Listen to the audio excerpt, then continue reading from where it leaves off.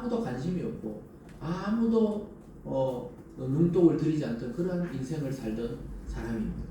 그래서 기도원 자신도 자기의 자존감이 완전히 땅에 떨어져 있기 때문에 기도원은 하나님이 처음에 찾아와서 큰 용사라 그러고 네가 이스라엘 구원하라 했을 때 말도 안 된다고 생각했어요. 근데 오늘 적진에 가서 자기 이름을 들으면서 하나님이 그 적을 자기에게 넘겨줄 것이라고 이야기를 듣게 됩니다. 사랑하는 여러분, 저와 여러분의 인생이 바로 보리떡 같은 인생이에요. 보리떡. 우리나라 말로 보리개떡 같은 그런 인생이란 말이죠. 아무도 알아주지 않던 삶이었습니다. 여러분 가만 생각해 보세요. 예수님 만나기 전에 누가 알아줍니까? 가족들이나 서로 알지 뭐 세상에 누가 알아줘요? 아무도 안 알아줍니다. 그리고 뭘 해보라 해도 자신감이 없어요. 내가 무슨 큰 일을 하겠냐? 아니 내가 무슨 힘이 있나? 내가 무슨 권세가 있나? 이렇게 생각하던 분들이었습니다. 근데 어느 날 주님이 성령을 통해 사람을 통해 찾아와서 너는 소중한 자다. 너는 사랑받기 위해 태어난 자다. 너는 하나님의 자녀다. 약속한 줄 믿으시기 바랍니다. 그래서 하나님이 찾아와서 위대한 인생으로 변화된 것이 기도원만이 아니고 지금 오늘날 우리에게 실제로 이루어진 일들입니다. 그래서 저와 여러분은 이미 신분적으로 하나님의 자녀다. 또 하나님의 백성이다. 구원받은 자다. 이 자체가 아주 위대한 신분인 줄 믿으시기를 주님의 이름으로 축원합니다.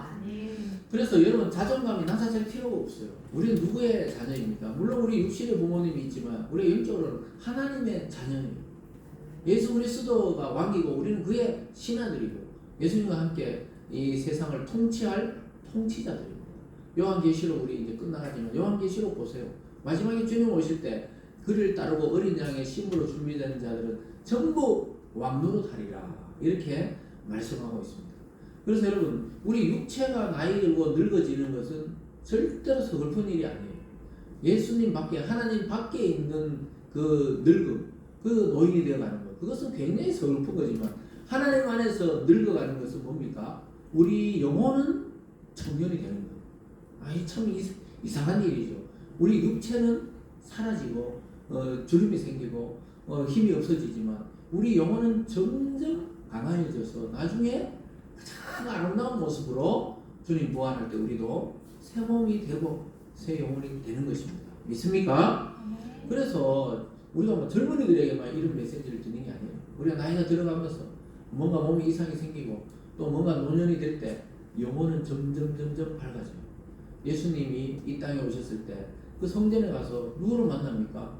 그 여선지 안나를 만나잖아요. 안나. 자기는 막 진짜 나이가 들었는데 주님을 메시아를 볼 걸 소망하다가 결국 그를 만났을 때 뭐요? 너무 그 아이를 축복해주고 하나님 나 이제 죽어도 여한이 없다. 왜냐하면 나이 들어도 기도할 수 있잖아요. 그래서 메시아를 거기서 만나게 되었습니다. 그래서 이 약할수록 어떻게 돼요? 강력하신 하나님을 만날 확률이 많아집니다. 근데 내가 강하고 힘있고 뭐 능력이 있으면 내가 뭐 그냥 내 힘으로 살면 되지 뭘 신을 의지하고 하나님을 의지하고 보이지도 않는 그런 것들이 있다고 자꾸 생각하느냐 이렇게 생각하거든요. 근데 몸이 약하고 어릴 때부터 연약하고 뭔가 있잖아요. 힘이 없고 세상에 나갈 자신도 없고 이런 사람들이 오히려 하나님을 만날 확률이 많아요. 저를 돌아봐도 그런 것 같아요. 막 용기가 있고 막 세상을 뒤집고 이런 생각을 한 적이 없었어요. 어떻게 또 있잖아요. 조용히 이렇게 살까 이렇게 싶었는데 아주 놀랍게도 하나님을 만나게 돼요. 그러고 나서 어떻게 사명을 받게 돼요. 그러고 나서 많은 사람들에게 복음을 전하게 된 것입니다. 저와 여러분이 똑같아요.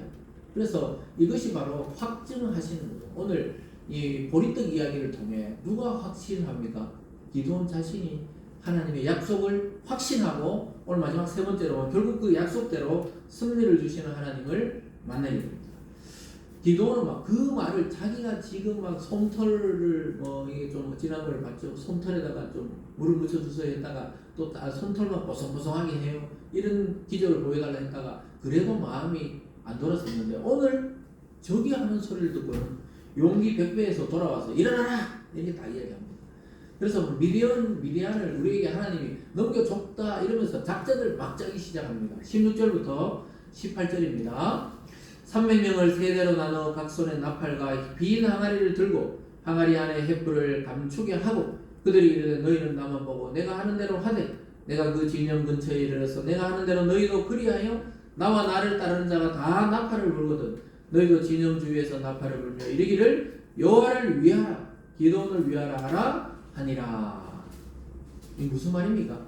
기도원이 그 이야기 듣자마자 불화와 함께 자기 진영으로 돌아가서 일어나라 그러죠. 작전을 짜자. 작전을 짜는데 세 부대로 나누자. 100명씩 나를 따르고 100명은 또 누구가 지도하고 100명을 해서 세 부대로 300명이잖아요. 100명, 100명, 100명으로 이 산 꼭대기에서 이렇게 나눕니다. 그래서 지역을 뭐 동서남북은 아니지만 이렇게 왜냐 골짜기 밑에 미디안이 있거든요. 자기는 산 위에 있어요. 그러니까 여기서 세 부대로 나누어서 나를 따라하라는 거예요. 한 손에는 횃불을 들고 한 손에는 빈 항아리 들고 그리고 빈 항아리 안에 횃불을 감추라고 그래요. 그리고 나팔을 들고 전부 각자 위치로 이렇게 이야기합니다. 그런 다음에 나중에 나를 따라하는데 어떻게 하느냐? 내가 나팔을 불면은 그 항아리를 깨뜨리라. 항아리를 깨뜨리고 그리고 횃불을 들고 돌리면서 어떻게 해요? 고함을 치라고. 나팔을 쫙 불라고. 야, 우리가 볼 때 이게 말도 안 되잖아 이게. 에? 항아리를 김장 담글 때나 써야지. 지금 항아리 들고 가가 깨뜨리고 소리치고 이 횃불을 돌려라. 그런 작전이 어디 있습니까? 화살을 쏴라, 창을 던져라, 뭐 돌을 굴려라 이래야 되는데 참 말도 안 되죠. 근데 우리가 여호수아서에서 여리고성을 점령할 때 이런 일이 있었어요. 말도 안 되는 게 그 견고한 여리고성, 가나안에서 가장 강력한 성을 어떻게 하라고 그래요? 하루에 한 바퀴씩 이스라엘 백성이 제사장들 따라 돌고 그리고 매일 한 바퀴씩 6일 동안 돌고 마지막 7일째는 어떻게 하라고? 7바퀴 돌고 나팔을 불면 어떻게 해요? 함성을 지르면 성이 무너진다. 이런 황당한 이야기가 어디 있습니까? 오늘도 마찬가지예요. 항아리 들고 내가 깨뜨리거든 너도 깨뜨리고 고함 칠 때 고함 치고 횃불 돌릴 때 같이 돌리라. 근데 가만히 생각해보면요. 한밤중에 자기들은 적지는 저 밑이고 위에 산꼭대기에서 갑자기 와 하면서 막 깨지고 막 횃불 돌리고 이러니까 300명이 아니고 수십만 명으로 착각합니다. 나중에 그게 막 골짜기를 막 울리거든요. 그 골짜기 밑에 그 적진이 있었기 때문에 막 위에서 여기서 펑 저기서 펑 여기서 펑 하니까 막 난리가 난 줄 알고 나중에 보면 알겠지만 적기 있잖아요. 자기 친구끼리 자다가 일어나가지고 한밤중이니까 자기들끼리 막 칼로 죽이는 일도 일어나요. 막 그런 일이 일어나는데 어쨌든 날 따라하면 된다. 그리고 마지막에 어떻게 해요? 여호와를 위하라. 그리고 여호와의 그 명령을 수행하는 기도원을 위하라 이렇게 외치라고 이야기합니다. 그래서 말도 안 되는데 따라하라는 거예요. 말도 안 되는데 이스라엘 백성이 여리고 돌라는 거예요. 말도 안 되는데 법궤를 메고 요단강에 들어가면 강이 멈춘다는 거예요. 말이 안 되잖아요. 그냥 포크레인이나 큰 덤프 트럭으로 가가지고 흙을 메워야 이게 강이 설 건데 들어가라는 거예요. 여러분 정말 여러분이 지금 말도 안 되는 걸 믿고 있는 겁니다. 2000년 전에 우리 죄를 위해 대속해서 죽은 갈릴리에서 나온 어떤 한 청년 예수를 믿으면 구원받는다. 이거나 똑같은 이야기란 말이에요. 말이 안 되기 때문에 믿으라고 이야기한 겁니다. 믿습니까? 말이 안 되는 거예요. 말이. 지금 우리는 지금 이미 믿으니까 그렇지. 옆에 지나가는 사람들 물어보세요. 2000년 전에 예수가 내하고 무슨 상관인데 그 사람이 십자가 달려 죽은 그 핏값으로 우리가 구원받는다. 여기 지금 항아리 깨뜨리고 횃불 돌려가지고 승리한다. 여리고성을 한 바퀴 돌면은 그 견고한 성이 지진도 안 나는데 무너진다. 이 말이 안 된단 말이에요. 예? 한 200만 명 가까운 사람이 홍해 바다에 아무 길이 없는데 하나님이 홍해를 가른다. 성경에 나오는 거 사실 우리가 이성적으로 보면은 전혀 말이 안 되는 걸 지금 믿고 있는 거예요. 제일 말이 안 되는 걸 우리가 뭡니까? 예수가 무덤에 3일 동안 있다가 부활했다. 이 진짜 말이 안 되는 이야기거든요. 기독교는 어떻게 보면 말이 안 되는 이야기를 믿고 있는 거예요. 근데 그게 믿어지잖아요. 그게 우리 이성으로 안 되는 거예요. 성령께서 믿어지게 하시고 고백하게 하시고 성경의 모든 일들이 하나님이면 하실 수 있다는 고백으로 바뀌게 되는 것이 이게 믿음입니다. 그래서 저와 여러분은 야 이거 기도원하고 이거 이스라엘에서 어떻게 믿었을까 이러는데 기도원이 지금 우리 보면 더 신기하게 생각해요. 우리는 그래도 뭐라도 깨뜨리고 이러는데 우리는 전혀 눈에 보이지 않는 예수님을 우리의 구주로 믿고 있는 거예요. 말이 안 되는 이야기예요. 말이 되면 믿을 필요가 없잖아요. 왜? 이성적으로 논리적으로 맞는 말을 뭐 믿고 안 믿고 할 필요가 없는데 왜 자꾸 믿음을 강조합니까? 예수님이 이 땅에 왔을 때 믿음과 소망과 사랑. 왜 자꾸 믿으라 그래요? 안 믿기니까. 믿으라는 겁니다. 예? 애들 뭐 어느 날 있잖아요. 어릴 때부터 자꾸 엄마다, 난 너 아빠다 이러니까 어느 날 자연스럽게 그냥 아빠 이러지. 예? 근데 애들이 막 전혀 안 보고 있다가 제가 만약에 지야 태어나자마자 선교사로 가 있다가 오늘 돌아왔는데 내가 너 아빠들은 막 진짜 우리 아빠 아니다 막 믿어라. 안 믿길 거 아니에요. 하도 본 적이 없으니까. 눈도 제대로 뜨기 전에 해외 갔다가 오면 안 믿긴단 말이에요. 우리 아빠랑 하니까 그냥 아빠라고 믿어주자. 이 정도지. 그러니까 하나님을 믿는다는 그보다 더 어려운 거예요. 무슨 말인지 아시겠죠? 오늘 이 작전을 믿는다. 이 기도원이 왜 믿게 됐습니까? 적진에 가서 저기 하는 이야기를 듣고 자기들이 이제 끝났구나, 미래는 끝났다는 이야기를 듣고 용기를 낸 거지. 자기 자신을 볼 때는 못 믿어요.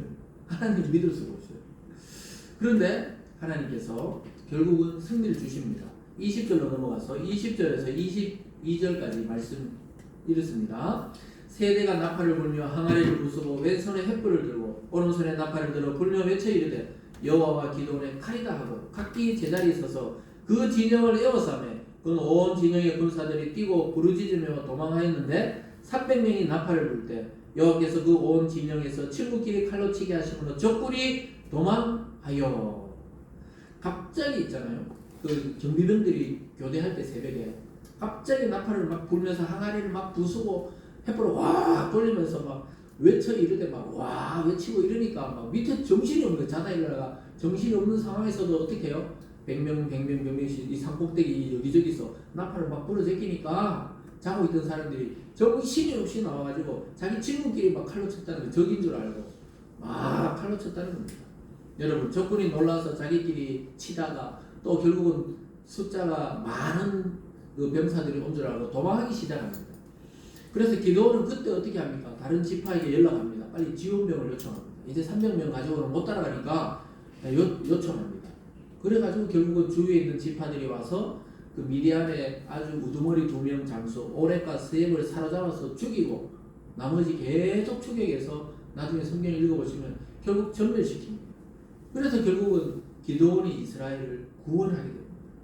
하나님의 도우심으로 이스라엘이 큰 승리를 거두게 되었습니다. 결론적으로 보면 25절입니다. 함께 읽어보겠습니다. 시작. 또 미디안의 두 방배 오렉과 스앱을 사로잡아 오렉은 오렉 바위에서 죽이고 스앱은 스앱 포도주 틀에서 죽이고 미디안을 추격하였고 오렉과 스앱의 머리를 요단강 건너편 기도원에게 가져왔더라. 그래서 적의 두 장수의 목을 딱 쳐서 기도원에게 가져왔다는 거예요. 이 전쟁은 이제 승기를 잡은 거예요. 우두머리를 딱 쳐가지고 이긴 거예요. 머리를 들고 온 거예요. 이 장수들, 이게 이 군사령관들 2명을 딱 잡았어요. 그래서 여기 보면 오렉 바위에서 쳐 죽였다. 바위에 그냥 쳐서 그냥 죽였다는 거예요. 그 스앱 포도주 틀은 포도주 틀에다가 막 잡아 넣어가지고 그냥 빻았다는 거예요. 이게 참 적에게 공포감을 주기 위해서 대장들은 완전히 있잖아요. 바위에 그냥 쳤다 이 말이에요. 이 바위에 쳐서 죽였다 이 말입니다. 우리 타작할 때 치듯이 완전히 몸이 완전히 아작이 났겠죠. 그런 걸 보고 다 도망가서 이제 사실 군인들은 사기거든요.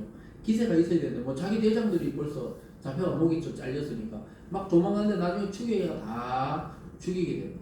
그 많은 군사들을 다 죽이고 승리하게 돼요. 그 기도원이 어떤 사람이라고요? 아주 소심하고 병사들도 300명 데리고 가가 대승을 거두게 하셨습니다. 그래서 하나님께 막 영광을 돌리고 경배를 돌리는 것이죠. 그래서 하나님의 전쟁은 하나님이 직접 개입하심으로 인해서 이처럼 승리하게 해주십니다. 저와 여러분의 우리 이스라엘 백성이 아니고 하나님의 이 백성인 이 성도들의 인생에 누가 개입합니까? 하나님이 개입하셔가지고 하나님이 우리의 인생을 승리케 하시고 마지막에 뭘 줍니까? 영광을 주세요. 이게 아주 중요한 말입니다. 우리가 마라톤의 승리자에게 나중에 월계관을 예전에 탁 씌워주듯이 여러분들이 신앙으로 이 땅에서 승리하잖아요. 하늘 날아가면 하늘의 그 영광의 면류관을 예수님께만이 아니고 이 믿음의 성도들에게도 쫙 씌워줍니다. 그 영광의 면류관을 보고 달려가는 거예요. 그래서 사도 바울은 뭐라 그래요? 땅의 것이 아니고 위에 있는 소망을 붙잡고 자기는 달려간다. 뒤를 돌아보지 않고 앞에 있는 소망을 보고 달려간다. 이렇게 말씀했습니다. 사랑하는 여러분, 약한 자, 또 세상에 빛나지 않는 자, 연약한 자를 들어서 하나님은 강한 자를 굳건하게 한다. 이게 성경의 원리입니다. 연약한 다윗을 통해 강한 자 골리앗을 물리치는 그 하나님의 원리가 오늘도 마찬가지예요. 그래서 여러분, 큰 교회도 좋지만 이 작은 교회 좋습니다. 연약한 교회를 통해 하나님이 아주 중요하고 핵심적인 큰 일을 이루실 줄 믿으시길 바랍니다. 그게 중요한 거예요. 여러분, 핵심적으로 들어가 보면 아무리 큰 있잖아요. 이 기계도 건전지 하나 그거 빼버리면 아무 소용이 없어요. 그래서 막 교회도 막 키우는 것도 중요하지만 이 핵심적인 이 기술이 있어야 돼요. 말씀을 듣고 해석하고 알아듣고 적용하는, 자기 삶에 적용하는 그런 능력들을 갖춘 성도들이 강한 자입니다. 결국은 승리하게 돼요. 그냥 막 사람들 많다고 분위기 따라 다니다 보면 자기 신앙은 하나도 없어요. 그래서 자기 신앙이 굉장히 중요합니다. 하나님은 지금도 여전하게 그 방식대로 사용하십니다. 연약한 자, 믿음의 약한 자, 낙심된 자를 불러가지고 하나님이 일을 시키세요. 내가 할 수 있다고 자신있게 나오는 사람 안 시켜야 하나. 나 정말 못하겠는데요. 진짜 못하겠는데요. 왜냐하면 자기 자신을 돌아볼 때마다 약함을 느끼거든요. 그 기도원이 그랬거든요. 나 진짜 못하겠다고. 그럴 때마다 하나님이 설득해서 내가 이기게 해주겠다. 이렇게 약속했습니다. 여러분, 영적 전쟁도 마찬가지입니다. 숫자의 문제가 아닙니다. 숫자의 문제가 아니고 믿음의 문제고, 말씀을 순종하느냐 순종하지 않느냐의 문제입니다. 믿음이 생겨도 가만히 있으면 복이 없어요. 믿음이 생겼으면 그 말씀에 순종했을 때 위대함을 격퇴시키고 승리했습니다. 그래서 여러분, 믿음은 누구나 다 있을 수 있는데 믿음에 따른 행동까지 나갈 때 그 복의 열매를 보게 됩니다. 그 축복의 열매를, 결과를 보게 된다니까요. 그 순종하는 자에게 다 5달란트, 3달란트, 1달란트 이렇게 줬잖아요. 2달란트, 1달란트. 그 어떻게 해요? 다 믿음을 가지고 주인을 믿었죠. 그 다음에 어떻게 해요? 행한 자가 5달란트는 또 5달란트를 남겼어요. 그래서 여러분들, 믿음을 가지고 오늘 말씀을 들었잖아요. 여러분의 그 삶의 현장에 가서 그것을 순종할 때 삶의 현장에서 하나님이 주시는 승리와 열매를 보게 되는 것입니다. 그래서 오늘부터 내 생각 내려놓으시고, 내 경험, 내 지식 내려놓고 예수님이 주시는, 하나님 주신 그 말씀을 따라 주시는 지혜와 지식을 따라 강한 자가 아닌 약한 자가 자꾸 살려야 돼요. 나 약하다, 할 수 없다, 이렇게 자꾸 말하시기 바랍니다. 그럴 때마다 하나님이 우리를 높이십니다. 예수님이 이 땅에 오셨을 때 약한 자의 모습으로 오셨지만 온 세상을 구원하셨다는 사실을 기억하시면서 하나님이 이미 주신 말씀과 성령을 통해 우리의 자리에서 영적인 전투에 승리하시는 우리 모든 성도들 되시길 주님의 이름으로 축복합니다. 기도하겠습니다. 사랑의 하나님 아버지, 감사드립니다. 지난 시간에 이어서 이 기도원의 삶을 통해 우리 자신을 돌아보게 하심에 감사드립니다. 하나님은 강한 자, 유능한 자, 능력 있는 자, 지혜로운 자, 권세 있는 자를 찾으시는 분이 아니라고 말씀하고 있습니다. 연약한 자, 약한 자, 소극적인 자, 할 수 없다고 이야기하는 그들에게 찾아가셔서 하나님의 큰 일을 보여주시고 승리케 하셨습니다. 하나님, 우리 교회와 우리 모든 성도들에게 이 마음 잃지 않고 삶의 현장에서 말씀으로 순종해서 모든 영적 전쟁에서 승리하고 하나님의 복을 받아 누리는 성도들 다 되게 하여 주시옵소서. 감사드리며 예수님 이름으로 기도드리옵나이다. 아멘. 우리 다 함께 342장을 찬양하겠습니다.